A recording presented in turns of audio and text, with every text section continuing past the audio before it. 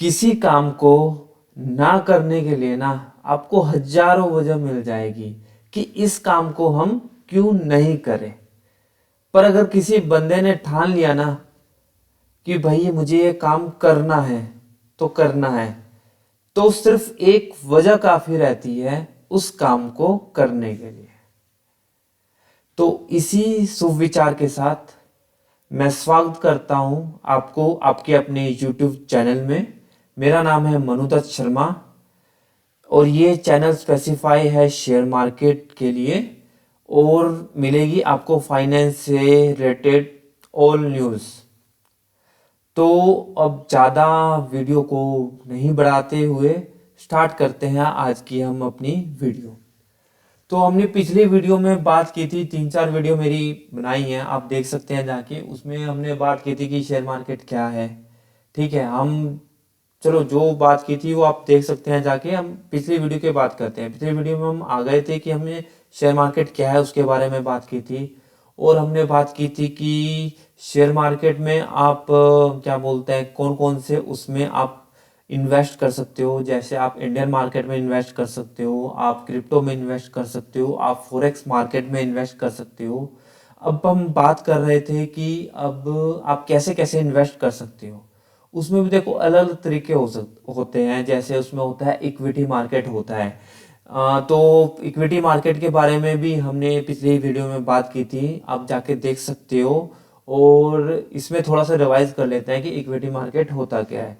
Equity market ऐसा होता है कि अगर हम किसी कंपनी के शेयर खरीदते हैं इक्विटी में, हम कैश देते हैं। जैसे हम एक किसी भी कंपनी का शेयर है 10 रुपए का, एक शेयर मिल रहा है, तो हम 10 रुपए देंगे और 10 रुपए में हमें वो एक शेयर मिल जाएगा। अब हम उस एक शेयर के मालिक बन जाएंगे। क्या बन जाएंगे? 10 रुपए के एक शेयर के मालिक बन जाएंगे। अब वो आने वाले टाइम में 10,000 पे चल जाए या 10 करोड़ पे चल जाए, ठीक है, पर वो शेयर हमारा रहेगा। हम उसे जितने टाइम मर्जी तक होल्ड कर सकते हैं। मतलब एक बात से समझो कि जैसे जमीन का प्रॉपर्टी आपने नाम पे करवा ली ना, उसी तरह अगर आपने क्या बोलते हैं इक्विटी में कैश में जाके अगर आपने स्टॉक शेयर मार्केट में शेयर खरीदा है तो वो आप उसके ओनर होते हैं। और वो तब तक नहीं, जब तक आपकी मर्जी है, जब तक चाहे होल्ड करो, जब तक आपकी मर्जी है तब तक आप रख सकते हो उसे। आपकी मर्जी के बिना वो शेयर नहीं बिकेगा। ठीक है जी। इक्विटी की बात है, ये मोटा मोटा सा बताया है मैंने। टेक्निकल जो बातें हैं वो थोड़ा आने वाले टाइम में आपको बताऊंगा। मैंने इस तरह से बताया है कि सभी को चीजें समझ आ जाए। अब बात करते हैं हम, आज की वीडियो में बात करते हैं हम कि डेरिवेटिव मार्केट क्या होता है। ठीक है, तो डेरिवेटिव मार्केट जैसे अब ये तो पता है कि भाई कंपनी का डायरेक्ट शेयर जाके हमने खरीद लिया तो हम ओनर बन गए। तो हमने फ्यूचर एंड ऑप्शन के बारे में सुना होगा। डेरिवेटिव मार्केट में ही आता है सब कुछ। तो डेरिवेटिव मार्केट क्या होता है? तो डेरिवेटिव मार्केट का सिंपल सा रूल ये है कि हम एक एग्जाम्पल के तौर पे समझते हैं। जैसे कि है सोना, ठीक है, गोल्ड है, ठीक है। अब हमें गोल्ड खरीदना है। अब हमें गोल्ड खरीदने के हमारे पास बहुत सारे ऑप्शन हैं। ठीक है, हम सीधा जाके खरीद सकते हैं। तो हम लेट्स सपोज 1 लाख तोला कुछ ऐसा मिलता है, 10 ग्राम 1 लाख का या 1 ग्राम। चलो देख लेते हैं, भाव देख लेते हैं पहले, सोने का भाव कितना है। 1 minute, gold price today, gold price today 1,36,980। Wow, wow, ये कब बड़ा है भाई? ये तो मैंने लेटेस्ट न्यूज है भाई। ये तो 1,36,980 24 कैरेट गोल्ड का प्राइस। ठीक है, 1 ग्राम गोल्ड इन इंडिया, तो उसका प्राइस है 1 ग्राम, मतलब 10 ग्राम का आपका प्राइस है जो ये 1 लाख। अगर 24 कैरेट का 10 ग्राम का प्राइस है, 24 कैरेट का आपका गोल्ड है, तो उसका प्राइस अभी 1,36,980 रुपये चल रहा है। जो सच में कहूँगा तो भाई वाओ, मस्त है। चलो वो हमारा टॉपिक नहीं था। हम अब अपने टॉपिक पे आते हैं कि हमारा टॉपिक क्या था। तो लेट्स सपोज हमारा 10 ग्राम गोल्ड का प्राइस हम राउंड ऑफ कर लेते हैं कि 1 लाख रुपए है हमारा, ठीक है, 1 लाख रुपए हमारा गोल्ड का प्राइस, ठीक है।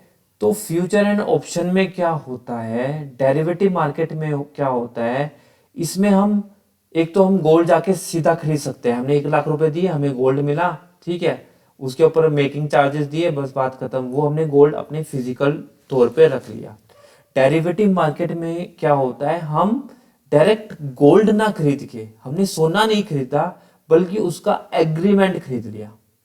समझे मेरी बात, मैं क्या कहना चाह रहा हूं, हमने फिजिकल गोल्ड नहीं लिया अपने पास, हमने क्या किया, उसका एक ना डॉक्यूमेंट बनवा लिया कि भाई ये मेरा अब गोल्ड मेरा है, ठीक है।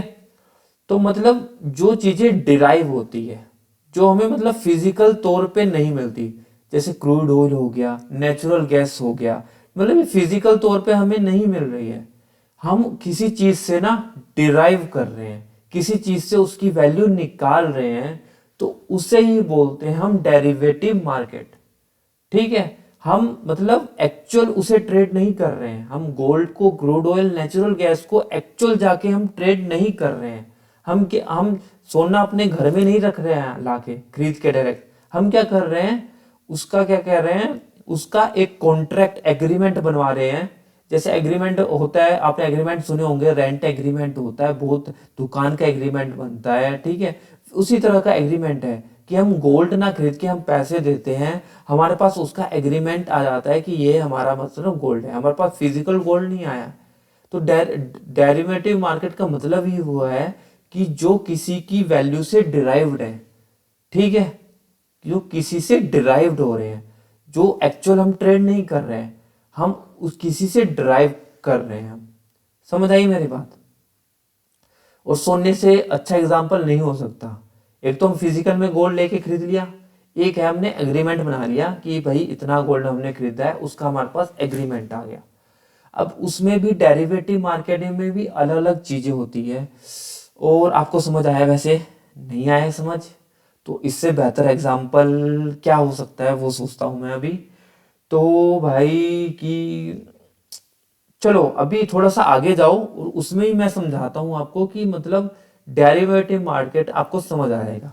अब बात करते हैं कि डेरिवेटिव मार्केट में होता है हमारे पास फ्यूचर एंड ऑप्शंस। अब जो लोग थोड़ा बहुत भी जानते हैं उन्होंने जरूर सुना होगा फ्यूचर एंड ऑप्शंस क्या होगा, ठीक है। जो लोग नहीं जानते उन्हें मैं स्टार्टिंग से बताता हूँ कि एक तो डेरिवेटिव मार्केट होता है। डेरिवेटिव मार्केट का मतलब क्या हुआ, हम एक्चुअल उस चीज को ट्रेड नहीं कर रहे, अपने पास नहीं रख रहे हैं, हम बस उसका कॉन्ट्रैक्ट बनवा रहे हैं, एक पैसे दे रहे हैं और एग्रीमेंट हमारा बन जा रहा है। मतलब उसकी वैल्यू, जो एग्रीमेंट की वैल्यू जो हम पैसा पे कर रहे हैं, वो किसी चीज से हमें डिराइव हो रही है, तो वही है डेरिवेटिव मार्केट। अब बात करते हैं हम डेरिवेटिव मार्केट में होता क्या है। फ्यूचर होता है, ऑप्शंस होते हैं, तो आपने सुना होगा, नहीं सुना होगा तो चलो अभी नई चीज सीखो कि फ्यूचर क्या होता है, ऑप्शन क्या होता है, और बिल्कुल सिंपल लैंग्वेज से समझाता हूं कि फ्यूचर एंड ऑप्शन होता क्या है। लेट्स सपोज कि फ्यूचर एक तरह से हो लिया, मान लो कि क्या नाम है, एक तरह से आपने मतलब है कि जैसे कि मेरे घर में लेट्स सपोज मान लो शादी है, ठीक है, लेट्स सपोज मान लो कि मैं मनुदत्त हूँ, मेरी सिस्टर की शादी है, मेरी सिस्टर की शादी होने वाली है 1 साल बाद। कितने साल बाद होने वाली है, 1 साल बाद, लेट्स सपोज दिस सिनेरियो, ठीक है। तो भाई अभी है गोल्ड का भाव सस्ता, अभी मैंने एक चार्ट दिखाया था ना, उसे दिखाता हूं मैं, ठीक है। चार्ट देखो, एक मिनट एक मिनट, मेरा नाम है मनुदत्त, लेट्स सपोज मेरी सिस्टर की होने वाली है शादी, ठीक है। अब अभी मैं सोच रहा हूँ कि यार अभी मेरे पास थोड़ा बहुत पैसा मतलब पूरा नहीं है, पर है कि क्या वो बोलते हैं कि मुझे गोल्ड तो लेना है, ठीक है, अपनी मतलब सिस्टर की ज्वेलरी बनवानी है, तो मैं गोल्ड में मतलब खरीदना चाहता हूँ। तो मैं क्या कहता हूँ कि और अभी उसका प्राइस है कम, क्या चल रहा है, उसका प्राइस चल रहा है कम, ठीक है। पर क्या नाम है, लेट्स सपोज मैं 3 महीने बाद खरीदना चाहता हूँ वो गोल्ड, 3 महीने बाद उसकी शादी है, मतलब मैंने सोचा है कि 3 महीने बाद मेरे पास बजट हो जाएगा, ठीक है। तो अभी चल रहा है उसका प्राइस सस्ता, और मुझे लगता है कि कहीं ऐसा ना हो कि जब मैं 3 महीने बाद वो सोना खरीदने जाऊं तो जो उसकी वैल्यू है वो बढ़ ना जाए। समझे कि अभी चल रहा है 1 लाख पे रुपए पे सोना, लेट्स सपोज, ठीक है। अब मुझे पता है कि ज़्यादा चल रहा है, ठीक है, वो आपकी कमेंट आने वाली है, ठीक है, मुझे पता है। लेट्स सपोज सोने का प्राइस चल रहा है 1 लाख रुपए, ठीक है। और मेरे पास अभी इतना बजट नहीं है कि मैं क्या बोलते हैं पूरा का पूरा पैसा दूं और सोना खरीद लूं। तो मैं क्या कहूँगा, और अभी और मुझे ये डर भी है कि भाई 3 महीने बाद वो प्राइस बढ़ ना जाए, फिर जो मैंने अमाउंट बताया था उससे भी ज़्यादा मुझे देना ना पड़े। मैं क्या करूँगा, मैं उसका एक एग्रीमेंट बाय कर लूँगा। मैं दुकान पे जाऊँगा, मैं कहूँगा भाई, दुकानदार से बात करूँगा कि भाई ये है, इसका गोल्ड का भी प्राइस चल रहा है 1 लाख रुपए। तो मैं क्या बोलते हैं 3 महीने बाद आऊँगा, ठीक है, और 3 महीने बाद मैं इसी प्राइस में कुछ पैसे दूंगा, इसी प्राइस में ये पैसा, ये गोल्ड लेके जाऊंगा, ठीक है। समझे मेरी बात कि मुझे 3 महीने बाद सोना खरीदना है, अभी मेरे पास पैसे पूरे नहीं है, पर मुझे 3 महीने बाद तो पक्का ही खरीदना है। तो मैं दुकानदार के पास गया, और मुझे डर भी है कि कहीं 3 महीने बाद गोल्ड का प्राइस बढ़ ना जाए, ठीक है। तो जो आज का प्राइस 1 लाख रुपए चल रहा है, मैं जाता हूँ और उस पे मैं क्या बोलते हैं ना एग्रीमेंट बाय कर लेता हूँ, उसका थोड़े पैसे देता हूँ, एग्रीमेंट बाय कर लेता हूँ कि भाई ऐसा है कि मुझे 3 महीने बाद आऊँगा मैं, और मुझे इसी प्राइस पे ही गोल्ड चाहिए, ठीक है। पर इसमें एक कंडीशन है कि जब मैं 3 महीने पूरे हो जाएंगे मुझे ये गोल्ड खरीदना पड़ेगा, चाहे वो घाटे में खरीदना पड़े या प्रॉफिट में खरीदना पड़े। अब इसमें घाटा और प्रॉफिट कैसे होगा, अब वो तो समझ आया नहीं, तो वो भी मैं समझाता हूँ। लेट्स सपोज 1 लाख रुपए में मैंने 3 महीने बाद की चॉइस कर दी कि भाई मैं 1 लाख रुपए में इतना किलो सोना खरीदूंगा, ठीक है। तो लेट्स सपोज अब 1 लाख रुपए भाव है, ठीक है, और 3 महीने बाद हो जाता है भाव उसका 1,40,000। कितना? 1,40,000, ठीक है। अब मैं 3 महीने बाद गया, अब भाव हो गया 1,40,000, ठीक है। पर मुझे अब कोई टेंशन है, ये बताओ? नहीं है। वो इसलिए नहीं है क्योंकि भाई मैंने 1 लाख में बुक कर लिया था कि भाई 1 लाख में मैं ये सोना खरीदूंगा ही 3 महीने बाद इसी प्राइस पे, और मुझे हो गया प्रॉफिट। प्रॉफिट कैसे हुआ? अभी का जो प्राइस है 3 महीने के बाद वो है 1,40,000 का। मुझे हुआ, अगर मैं 3 महीने बाद जाता बिना उस एग्रीमेंट के, तो हो सकता था मुझे जो 1 लाख का सोना है वो 1,40,000 में खरीदना पड़ता, पर अब मुझे कितने देने पड़ेंगे? सिर्फ 1 लाख ही उस 10 ग्राम सोने के। तो मुझे हुआ प्रॉफिट उस चीज का। और नुकसान कब होता? नुकसान अब तब होता अगर मान लो कि अभी मैंने 1 लाख में बुक कर लिया और आने वाले टाइम में 3 महीने बाद उसकी कीमत क्या हो जाती है? घट जाती है। वो हो जाता है 1 लाख से 50,000 पे, और 3 महीने बाद मैं खरीदने जाता हूँ क्योंकि मुझे खरीदना ही पड़ेगा, मैं एग्रीमेंट करके आया हूँ। तो मुझे आएगा, मुझे जो 50,000 अभी की कीमत है उसे अब 1 लाख में खरीदना पड़ेगा। कितने में खरीदना पड़ेगा? 1 लाख रुपए में खरीदना पड़ेगा, और मुझे हो जाएगा 50,000 का नुकसान, ठीक है, 3 महीने बाद। तो दिस इज फ्यूचर, ठीक है। डेरिवेटिव मार्केट में क्या किया हमने? हमने इस एक्चुअल सोना ना खरीद के हमने एग्रीमेंट खरीदा, ठीक है, एग्रीमेंट खरीदा, उसके पैसे दिए, एग्रीमेंट ले लिया।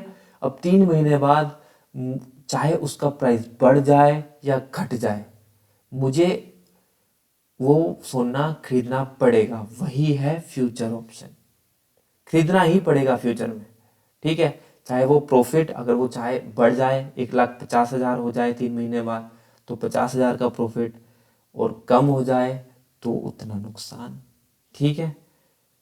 और लोगों को लगता है क्या ऐसा पॉसिबल है कि 3 महीने बाद बढ़ जाता है। तो अभी हमने एग्जाम्पल देखा था यार, ये देखो, ये कौन सी तारीख है भाई, ट्यूसडे 9 दिसंबर, ठीक है। लेट्स सपोज, 1 मिनट, थोड़ा सा 1 मंथ है, ठीक है, 10 दिसंबर है, 10 दिसंबर को है 1,30,000 रुपये गोल्ड का प्राइस। और ये है 27 दिसंबर, 1,44,000 प्राइस। ये तो भाई 17 दिन में ही इसने 14,000 बढ़ गए भाई। अगर मैंने यहाँ पे बुक कर लिया होता ना 1 महीने का भी, तो क्या नाम है, यहाँ पे मुझे 14,000 का प्रॉफिट होता। इसी कीमत पे मुझे 10 ग्राम गोल्ड मिल जाता इस दिन पे। लोगों को रहता है कि ऐसा सच में पॉसिबल होता है, प्रॉफिट होता है क्या, नहीं भाई बिल्कुल होता है, पर नुकसान भी होता है। नुकसान कैसे होता है वो भी इसमें पता चल जाएगा हमें। लेट्स सपोज मैंने यहाँ पे खरीदा, यहाँ पे अब यहाँ पे 1,45,000 पे मैं बोलता कि भाई यहीं पे मेरा बुक कर दो, और मुझे लगता कि यहाँ से बढ़ेगा प्राइस, पर यहाँ से घट गया भाई, ठीक है। तो फ्यूचर में ऐसा होता है कि आपको कॉन्ट्रैक्ट होता है महीने के, 2 महीने के, 3 महीने के कॉन्ट्रैक्ट। शेयर मार्केट की टर्म में बात किया जाए, उसमें आप क्या बोलते हैं, आप फ्यूचर प्राइस को प्रिडिक्ट कर लेते हैं कि मुझे लगता है कि इसका प्राइस बढ़ेगा, तो मैं क्या बोलते हैं खरीद लेता हूँ फ्यूचर, ठीक है, बाय कर लेता हूँ। और मुझे लगता है गिरेगा तो मैं सेल कर लेता हूँ, ठीक है, वो मैं बताऊंगा कैसे क्या करते हैं, ठीक है। तो फ्यूचर यही होता है, सिंपल सा एग्जांपल बता दिया। अब फ्यूचर तो आपको समझ आ गया, अब ऑप्शन क्या होता है, ठीक है। ऑप्शन थोड़ा सा कॉम्प्लिकेटेड है, पर इतना भी नहीं, मैं बैठा हूं तो आसान है, ठीक है भाई। मतलब ऐसा नहीं कि मतलब है, पर मैं कोशिश करूंगा आपको आसानी से समझाने के लिए, उस किस्से में आसान है, ठीक है भाई। हाँ, तो बात करते हैं हम ऑप्शन की। ऑप्शन क्या होता है भाई, देख, तो लेट्स सपोज है कि हमने एक मूवी की टिकट खरीद, मूवी नहीं नहीं नहीं, अब थोड़ा सा ना रिलेट करते हैं आपकी जर्नल लाइफ में, ठीक है। हम घूमने जाते हैं, ठीक है, खाटू श्याम जा रहे हैं हम जा रहे हैं अपना क्या नाम है अपना शाकुंभरी देवी जा रही है। देखो मेरे आसपास है, देखो खाटू श्याम तो थोड़ा दूर है, ठीक है, और शाकुंभरी देवी मेरे पास है। तो हम जा रहे हैं घूमने, या फिर हम चलो खाटू श्याम का ऑप्शन लेते हैं, वो सब रिलेट कर पाएंगे, ठीक है। और लेट्स सपोज खाटू श्याम हमने जाना है 1 हफ्ते बाद खाटू श्याम घूमने, ठीक है। और 1 हफ्ते बाद क्या है, वो है न्यू ईयर का टाइम। क्या है, न्यू ईयर, न्यू ईयर मतलब नेक्स्ट अगला साल लगने वाला है, ठीक है। तो फिर क्या बोलते हैं ना, ऐसा करता हूँ मैं कि मुझे क्या लगता है कि रेट, मतलब अभी के जो रूम के रेट मिल रहे हैं, हो सकता है वो अगले हफ्ते जो है वो बढ़ जाए। वो क्यों बढ़ जाए, क्योंकि देखो नया साल लगने वाला है, तो लोग ट्रैवल करना चाहते हैं ऐसी जगह पे, धार्मिक स्थलों पे नए साल पे ट्रैवल करते हैं। आपको पता है कि लोग छुट्टियां मिलती हैं तो लोग ट्रैवल करते हैं, प्लानिंग करते हैं, बहुत कुछ करते हैं, ठीक है। तो मैं क्या करूंगा, क्योंकि मुझे लग रहा है कि अभी 500 रुपये में रूम मिल रहा है, हो सकता है 1 हफ्ते बाद वो 2,500 रुपये में मिले, ठीक है। तो मैं क्या करूंगा, मैं फोन करूंगा, मतलब है कि मैं क्या कहूँ बुकिंग करूंगा। मैं कहूंगा कि भाई ऐसा है कि मैं आपको ना एडवांस में पैसे दे रहा हूँ, मैं दे रहा हूँ आपको, अभी है 500 रुपये का रूम, ठीक है, हो सकता है वो 2,500 का हो जाए अगले 1 हफ्ते के अंदर, तो मैं उसे दे देता हूँ 100 रुपये एक्स्ट्रा, ठीक है। 100 रुपये एक्स्ट्रा दे देता हूँ, मैं उसे कहता हूँ कि भाई इसी जो प्राइस पे है ना मुझे बुक कर दे, क्या कर दे, बुक कर दे, ठीक है। 100 रुपये में मैं एडवांस पैसे दे रहा हूँ कि भाई 500 रुपये में मैं बुकिंग कर लूंगा, ठीक है। अब होटल वाला तो मना नहीं करेगा, क्योंकि देखो अभी तो प्राइस 500 रुपये ही है उसका, कि भाई 1 हफ्ते बाद कोई नहीं, अब 100 रुपये में मतलब बुक एडवांस पैसे दे देता हूँ कि भाई बुक कर लो, ठीक है। अब 1 हफ्ते बाद क्या होता है, उसके प्राइस हो जाते हैं, बढ़ जाते हैं। लेट्स सपोज चले जाते हैं 25 रुपये पे। मैं क्या करूँगा भाई, उससे मुझे घूमने तो जाना ही है खाटू श्याम, तभी तो मैंने होटल पे फ़ोन किया है ना भाई, बुकिंग तभी की है ना। तो मैं क्या कहूँगा उसे, भाई ऐसा कर कि जो मैंने प्राइस सेट किया था ना, एडवांस पैसे दिए थे, तो 500 रुपये ही, 500 रुपये दे के उस रूम में अब मैं रह सकता हूँ। मतलब जब खाटू श्याम जाऊँगा तो वहाँ पे रह सकता हूँ मैं। समझे मेरी बात? ठीक है, तो मुझे कितने का प्रॉफिट हो गया? 100 रुपये मैंने एडवांस में दिए थे, 500 रुपये का वो रूम बुक करवाया था, तो वो हो गए 500 और 100 600 रुपये, और 2500 रुपये का रूम अभी मिल रहा है, तो 2500 माइनस 600 1900 रुपये का मेरे सेव हो गए। कितने हो गए? 1900 रुपये हो गए मेरे सेव। ठीक है, आया समझ? थोड़ा कॉम्प्लिकेटेड हो गया, थोड़ी मैथमेटिक्स ज़्यादा बोल दी मुझे लगता है मैंने। ठीक है, हाँ, पर कोई नहीं, फिर से समझा देता हूँ मैं कि लेट्स सपोज कि मुझे खाटू श्याम घूमने जाना है। ठीक है, अभी जो रूम का किराया है वो चल रहा है 500 रुपये। ठीक है, जनरली हर अलग अलग होटल में पता किया तो लगभग इसके आसपास है। अब मुझे लगता है कि अगले हफ्ते ही मुझे बुक करवाना है। ठीक है, और बुक करवाना है, पर कंफर्म नहीं है कि भाई मैं जाऊंगा क्या नहीं। पर है कि फिर भी मैं चाहता हूँ कि भाई अगर मेरा प्लान बनता है जाने का, तो मुझे इसी रेट में अभी के क्या बोलते हैं रूम मिल जाए। मुझे 2500, या जब रेट बढ़ जाएंगे तो वो देने ना पड़े। तो मैं क्या करूँगा, मैं 100 रुपये एडवांस में दूंगा। मैं कहूँगा कि भाई मेरा ये रूम बुक बुक कर दो। ठीक है, और मैं जब आऊँगा तो आपको पैसे कर दूंगा पे। ठीक है, तो 100 रुपये एडवांस में दे दिए। ठीक है, एटलीस्ट एक तरह से बुकिंग ही कर ली। ठीक है, अब उसका प्राइस बढ़ जाता है एक हफ्ते बाद 2500, और मैं जाता भी हूँ खाटू श्याम, तो उसमें मेरा बेनिफिट हो जाएगा। जो 2500 का रूम अभी है वो मैंने पहले से ही बुक कर रखा है, 100 रुपये एडवांस बुकिंग कर रखी है, 100 रुपये दे रखे हैं, 500 रुपये एडवांस इसलिए दे रखे हैं ताकि क्या बोलते हैं वो 500 रुपये का ही रूम रहे मेरे लिए, अगर मैं एक हफ्ते बैठ जाऊँ। तो 100 रुपये मैंने पहले दे रखे थे, 500 रुपये अभी रूम के, 600 रुपये हो जाएंगे। और अभी का करंट प्राइस कितना हुआ? 2500 रुपये। 2500 माइनस 600, 1900 रुपये हुआ, और 1900 रुपये हो गए मेरे बच गए, और मैं रहूँगा खुश। ठीक है, लेट्स सपोज क्या नाम होता है कि 500 रुपये का रूम मैंने 100 रुपये दे के एडवांस पैसे दे के बुक करवा लिया कि भाई ठीक है कर लेते हैं, पर उसका प्राइस सेम रहता है। ठीक है, या फिर किसी कारणवश वहाँ पे इतनी मतलब पॉपुलेशन आती नहीं, और क्या बोलते हैं हो सकता है कि बंदे आए नहीं, तो हो सकता है कि रूम के रेट घट भी जाए। चलो रूम के रेट तो नहीं करते, हो सकता है कि सेम ही रहे, और मेरा प्लान भी कैंसिल हो जाता है कि भाई अब मुझे खाटू श्याम नहीं जाना है। ठीक है, मैं नहीं चाहता किसी का प्लान कैंसिल हो, I am just giving an example. ठीक है, आप घूमने का प्लान बनाया है तो उसे सक्सेसफुल हो आपका, चाहे कहीं पे भी हो। ठीक है, कहीं का भी हो, चाहे खाटू श्याम का हो या कहीं का भी हो, मतलब ऑल, मतलब हर जगह का प्लान हो आपको घूमने का। ठीक है, तो लेट्स सपोज उसका प्राइस रहता है सेम, या फिर होता है कि मेरा खाटू श्याम का ही जाने का प्लान कैंसिल हो गया, लेट्स सपोज। ठीक है, हो जाता है, तो मैं क्या करूँगा, मैं उस टिकट को, मतलब वो 100 रुपये मेरे चले जाएंगे, मैं वहाँ पे नहीं जाऊँगा। मतलब इस केस में क्या है, ऑप्शन में आपको एक फीचर मिलता है कि आपके पास जबरदस्ती नहीं है कि आपको वो खरीदना ही खरीदना है। समझ रहे हो मेरी बात? फ्यूचर में क्या था आपका, फ्यूचर में था कि आपने अगर एक बार बुक करवा लिया कि भाई 3 महीने बाद मैं सोना खरीदूंगा, तो आपको खरीदना ही पड़ेगा, चाहे वो आपको प्रॉफिट में खरीदे या लॉस में खरीदे, आपको खरीदना ही पड़ेगा। पर ऑप्शन में क्या है, ऑप्शन में अगर आपने 100 रुपये जमा करवाए ना, अगर आप नहीं भी जाते तो आपका मैक्सिमम लॉस कितना होगा? 100 रुपये का होगा। आप नहीं जाओगे खाटू श्याम तो, या फिर सेम प्राइस ही रहेगा, तो आप या दूसरे होटल में जाओगे तो आपका 100 रुपये का नुकसान होगा। तो this is the main difference between future and option. This is the only the difference. Future में आपको जबरदस्ती है कि भाई, एक तरह की जबरदस्ती है कि आप खरीदना ही खरीदना है अगर आपने बुक करवा लिया, चाहे आपको नुकसान हो या प्रॉफिट हो।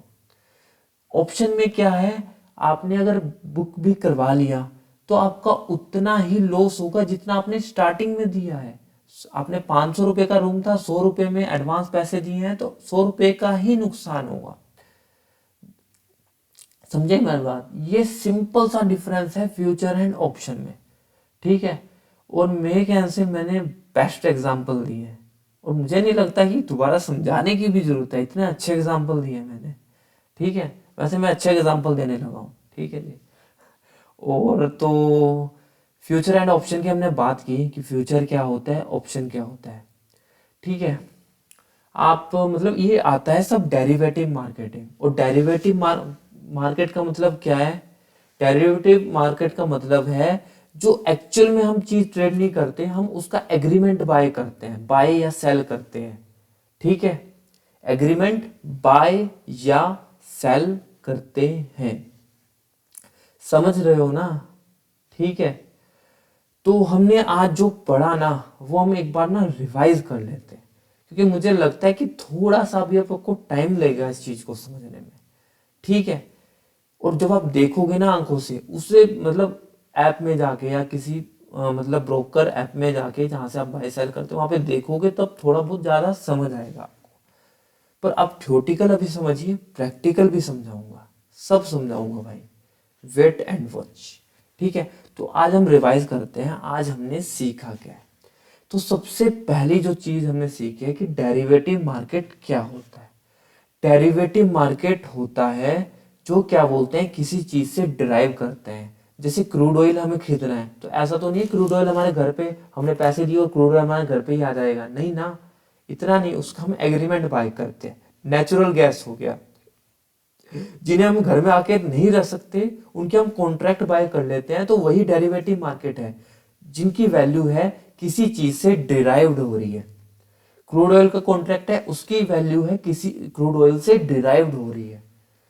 सोने है, सोने का कॉन्ट्रैक्ट हम खरीद रहे हैं तो उसकी वैल्यू किसी चीज से डिराइव हो रही है। नेचुरल गैस है, उसे हम किसी चीज से डिराइव कर रहे हैं, उसकी वैल्यू हम किससे निकाल रहे हैं, नेचुरल गैस से।